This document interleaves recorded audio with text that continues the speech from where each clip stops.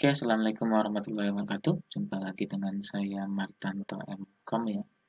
Video kali ini adalah video pengantar untuk mata kuliah komputer hacking forensik dengan pembahasan modul yang kelima yaitu artefak Windows dengan topik pembahasan yang kedua yaitu metadata.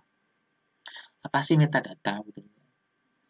Kalau metadata itu umumnya itu istilah informasi dasar yang ada pada sebuah file. Jadi misalnya di situ ada sebuah file foto ya. Nah, kalau secara awam biasa kita klik kanan, kemudian jadi di file fotonya klik kanan, kemudian properti. Nanti akan muncul tampilan seperti ini. Tampilan seperti ini contohnya. Jadi di modul ada itu. Nah, di situ ada informasi tentang nama filenya apa, tipe filenya apa, bagaimana cara membukanya, nyimpannya ada di mana, ukurannya berapa, kemudian kapan membuatnya, kapan modifikasinya. Nah, itu adalah metadata yang sederhana ya. Walaupun metadata ini bisa diedit ya, bisa dirubah.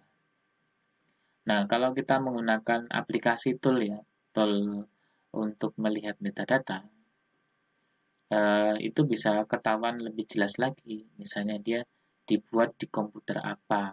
Jadi kan masing-masing kalau misalnya kita membuat file foto ya, kemudian kita bawa ke komputer lain, masih akan tetap gitu. Misalnya komputer itu adalah komputer A, dibawa ke komputer B. Jadi nama komputer A itu akan nempel pada file tersebut. Jadi kenapa kalau kadang misalnya kalau kalian misalnya ngerjain ujian ya, ngerjain ujian, nah terus kemudian bisa dilihat filenya. Nah, misalnya di situ namanya si Rudi, tapi kalau ada di komputer Andi, bisa ketahuan dari metadatanya, ketahuan. Oh, berarti ini hanya kemudian ada modifikasi ya. Jadi kan buatnya siapa, kapan, di mana, siapa, kemudian dirubah siapa, di mana, itu ada ketahuan semua. Jadi kelihatan, oh ini yang bikinnya si apa Andi, kemudian diedit sama Rudi, berarti filenya datanya sama. Bisa ketahuan seperti itu gitu loh. Jadi makanya hati-hati gitu loh.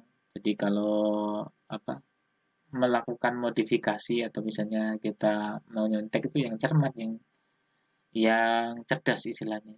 Jadi ada kayak misalnya saya nemu sebuah situs di situ yang bisa merubah Grammarly atau merubah yang bahasa Indonesia ada, bahasa Inggris ada.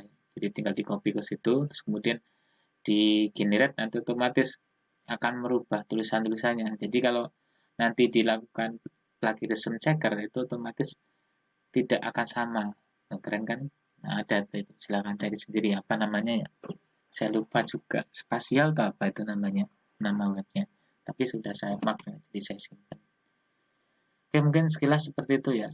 Silakan baca lagi di modulnya. Kurang lebihnya mohon maaf. Saya kira wassalamualaikum warahmatullahi wabarakatuh.